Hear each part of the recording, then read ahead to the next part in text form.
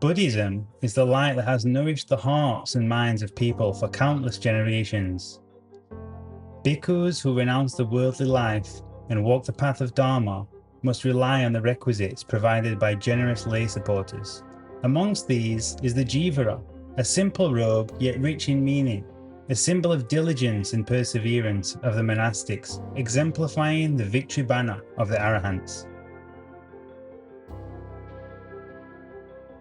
The offering of the Kathina cloth is not merely a giving of material objects, but also an expression of deep respect and devotion to Buddhism.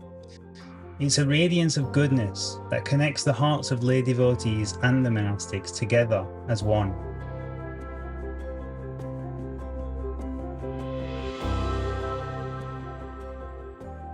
The Kathina Ceremony is thus a flowing stream of faith, continuously passed down from generation to generation for over 2,500 years, beautiful and everlasting. Yet few truly understand the deeper meaning hidden within this great act of merit.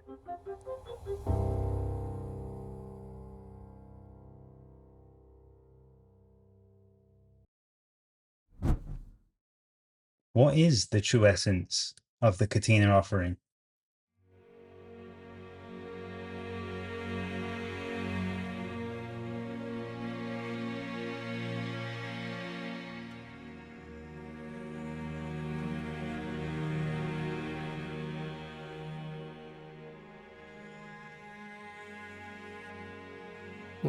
The origin of the Kathina Robe Offering began with 30 monks from the city of Pata who were strict in their monastic practices and had the intention to realize the fruit of arahantship, full enlightenment.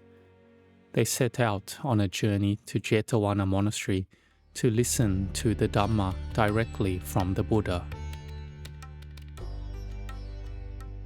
Because of the long distance, that group of monks could not reach the city of Savatthi in time before the Vassa period began, so they stopped near the city of Saketa to enter the rain's retreat.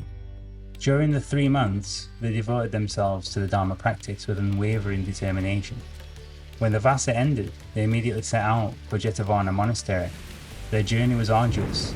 The roads were so muddy from the rains, and at times they had to cross paddy fields on narrow ridges, stumbling and struggling along the way. Yet at last, they arrived at their destination and paid homage to the Blessed One. When the Buddha taught the Dharma, all 30 monks, whose spiritual perfections were already full, attained arahantship instantly, cutting off all defilements once and for all. The Blessed One saw that their robes had become old, tattered and worn out from their efforts in the practice, and the rushed journey there. Thus, he allowed them to receive new robes from the lay supporters. This is the origin of the Kathina Ceremony, which has been observed up until the present day.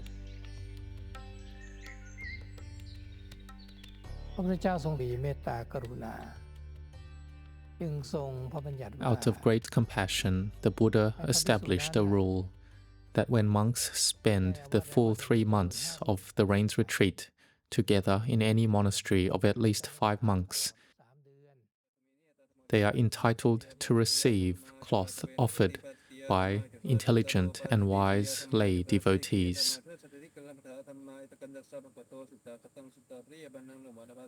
The Sangha would then appoint a monk who was well versed in Dhamma and Vinaya to formally receive the Kathina cloth.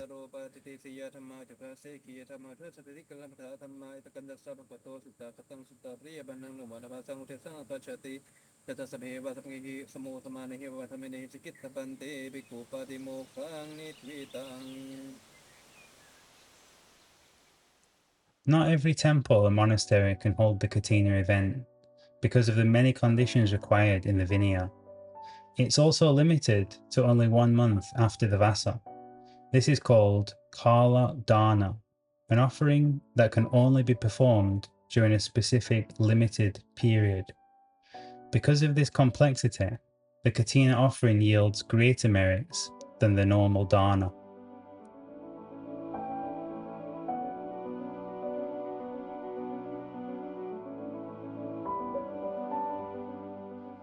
And when we take part in the Kathina ceremony, beyond offering the Kathina cloth, we also get a chance to make more merits by offering other requisites and daily necessities, or any form of support within our means to help build or restore the structures within the monastery, the ordination hall, vihara, and the monks' kutis. These are not merely buildings, they are sanctuaries where monks and lay people alike come to cultivate the mind and nurture the spirit, so that the light of Dhamma arises within their hearts, guiding each towards the goals of the noble path and nibbana, according to each person's parami.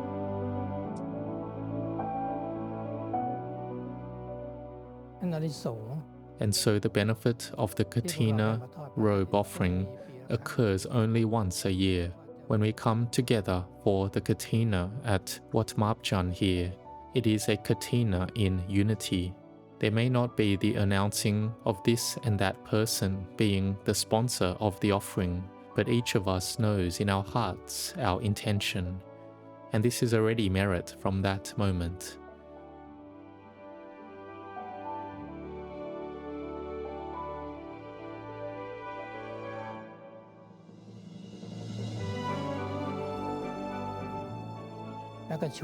And we also help out, doing various jobs like offering food, all the way to helping volunteer in assisting preparations and cleaning up. And this gives us resulting merits equally, because the wholesome intentions have already arisen in the heart. And there are some who may not go up to join the Kathina ceremony at the Uposatha hall itself, because they stay at the bottom of the monastery to help pack up and wash the dishes and clean up. But their hearts have rapture and a great feeling of fullness and happiness. This is the benefits already arising in one's heart.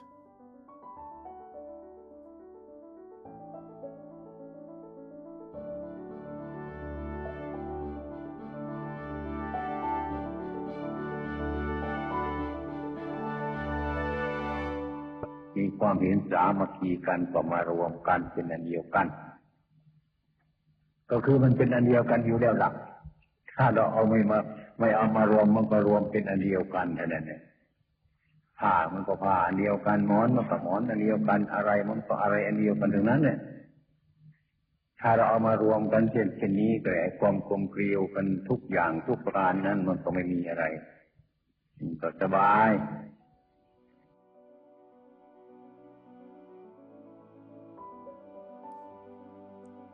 The merit of Kathina will be complete only when the Kathina cloth is made into a proper robe by the Sangha within this same day, before being offered to the nominated receiver of the robe. Thus, it is not just a ritual, but an act of unity and collective effort.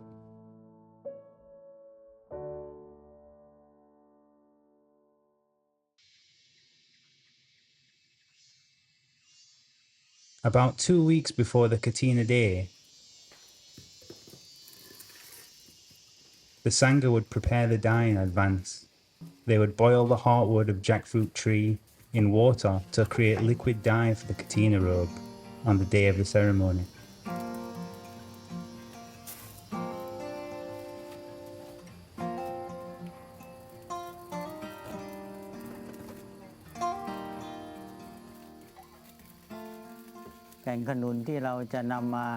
So the heartwood that we'll use to make the dye for the Kathina cloth, it must come from jackfruit trees that are at least 30 years old. So once we get a log, we'd cut it into shorter pieces, around 50 centimeters long. Then we'll chop the bark and the soft wood off until only the hardwood remains. And after that, we use a machete or an axe to shave it into little chips until we get the desired amount.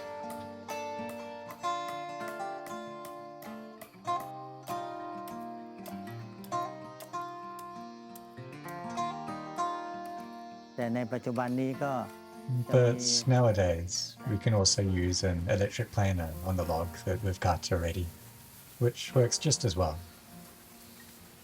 So once we have enough of the chips, then we boil them down in a frying wok.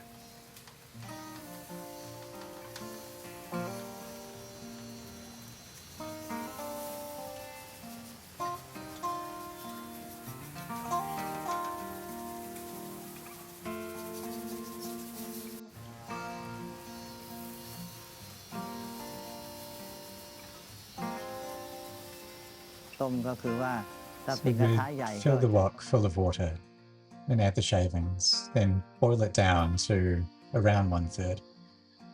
And if it's a large wok, we'd repeat this process around 4 times. If it's a smaller wok, maybe about 6 times. Then we combine the liquid from these woks and simmer it down further to make a thickened dye. And during this whole process of boiling the chips and making the dye, the monks have to work together in unity. So it usually requires keeping the fire lit over 2 days and nights. So monks take turn keeping watch, practicing their sajika, walking and sitting meditation throughout the night.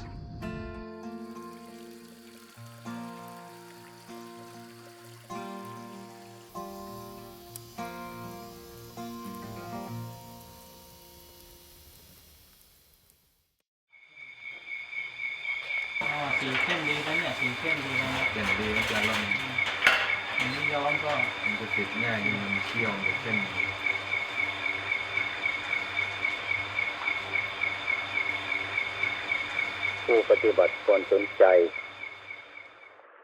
การกระทำกิจวัดอาจาริยวัดอุปชายวัดอันนี้เป็นเครื่องยึดเหนี่ยวน้ำใจของพวกเราทั้งหลายให้เป็นกลุ่มเป็นก้อนมีความสามัคคีพร้อมเพรียงซึ่งกันและกันยังเป็นเหตุให้พวกเราได้ทำความเคารพซึ่งจะเป็นมงคล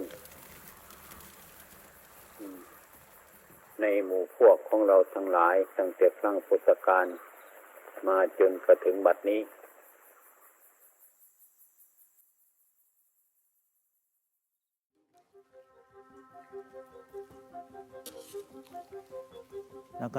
So once we have the desired concentrated dye, we store it in containers to be used on the Kathina robe that we cut and sew on the Kathina day.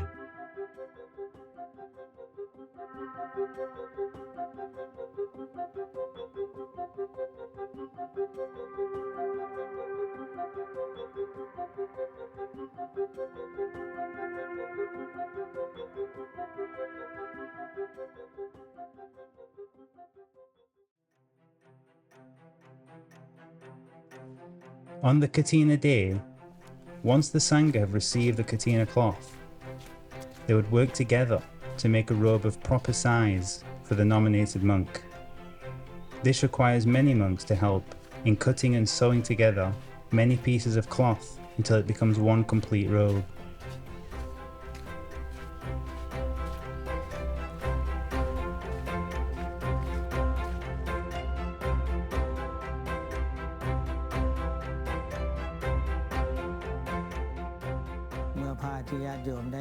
After the Kathina cloth has been offered, the monks will take that cloth to make a robe for the final offering. And for this, we use white cloth. The cloth is then measured and cut.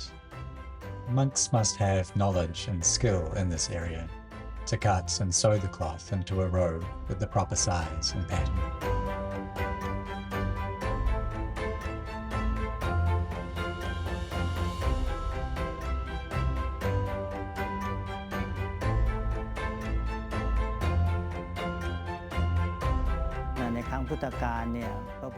In the time of the Buddha, he established a standard that the robe should have the pattern of the rice paddies of the Magadha kingdom. And those paddies were rectangular, so the cloth is cut and sewn across the width and the length. And this is so that the robe It's not just one single.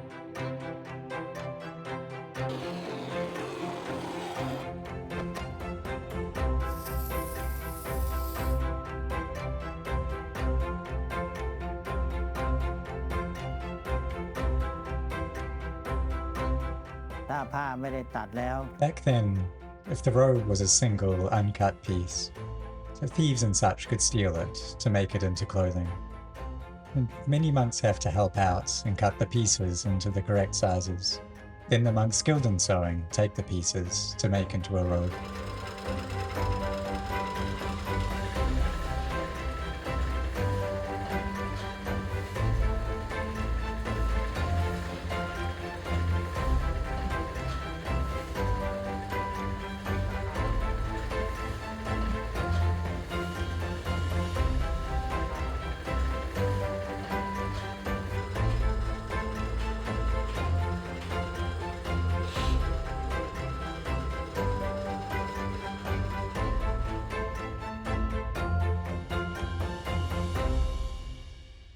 While one group of monks hurries to cut and sew the Kathina cloth to make a robe, another group prepares the venue and equipments for dyeing the robe with a prepared jackfruit heartwood dye.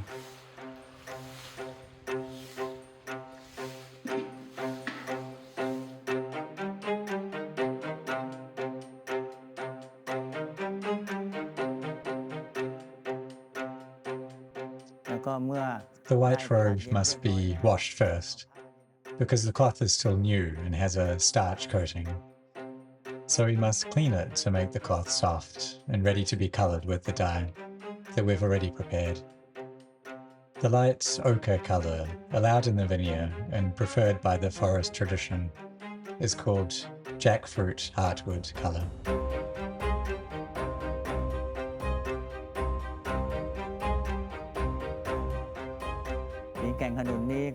At first, this liquid dye doesn't adhere well to the cloth, so you have to repeat the process 3 or 4 times until you get the colour you want.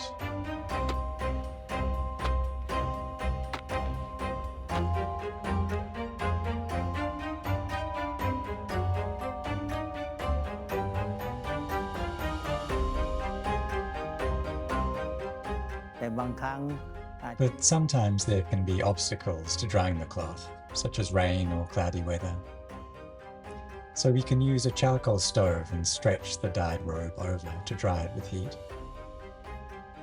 But we must be careful not to let the cloth touch the stove directly.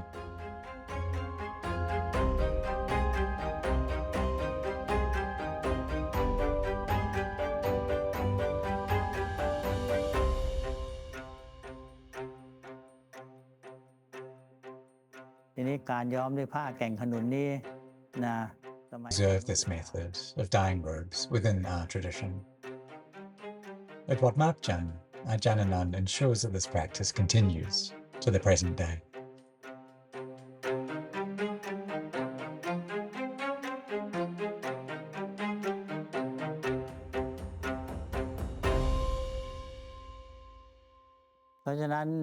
So, if we look deeply into the making of the Kathina cloth, we'll see the harmony, the faith, the physical and mental effort of the monastics and the laity who have come together to organize and carry out every step until it's a successfully completed Kathina robe. And so we can all rejoice in the merits.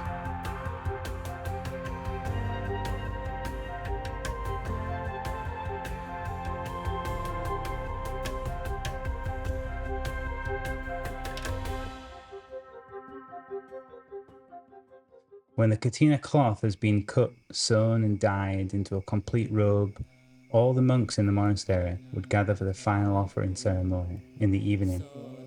The robe is formally presented to the chosen monk. After receiving it, the monk would make a claim for the Kathina robe and then wear it. The Sangha would then together perform the Kathina Anumodana. In this way, the merit of the Kathina is accomplished, whole and complete. Kamati Sanghasa Tasmadunhi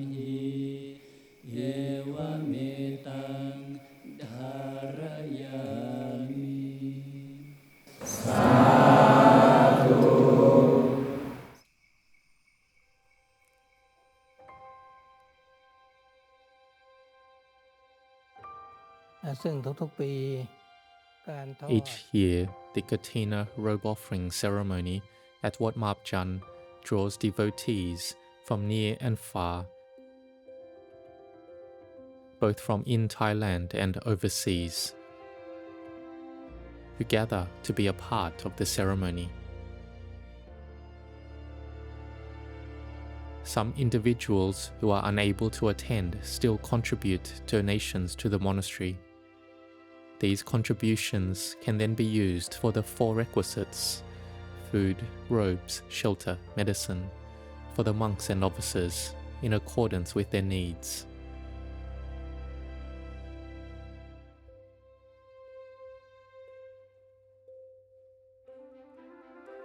The faith and good intentions that all of you have shown are for the purpose of venerating the virtues of the Buddha, Dhamma, and Sangha.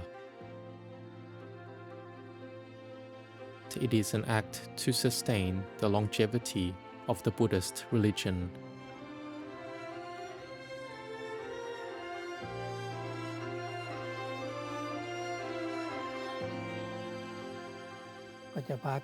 Collectively practice and follow the teachings of the revered masters such as Venerable Ajahn and Venerable Ajahn, who practiced until they achieved arahantship.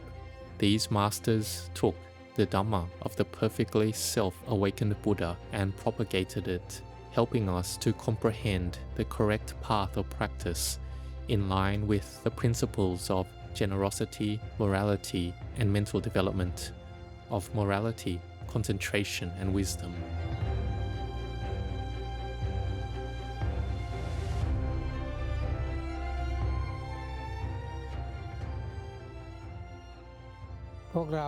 We gather here today in veneration and homage, filling our hearts with joy, happiness, and unity in performing these good deeds, with a heart overflowing with rapture and happiness. These acts carry immense merit, for it transforms the mind to be like that of a Deva, a celestial being. May the immense merit and good deeds you have created, along with the spiritual power of the Buddha, Dhamma, and Sangha, bring you happiness, prosperity, physical strength, and the successful fulfillment of all your wholesome aspirations. May all your journeys, near or far, be safe and free from all dangers. May you grow in blessings.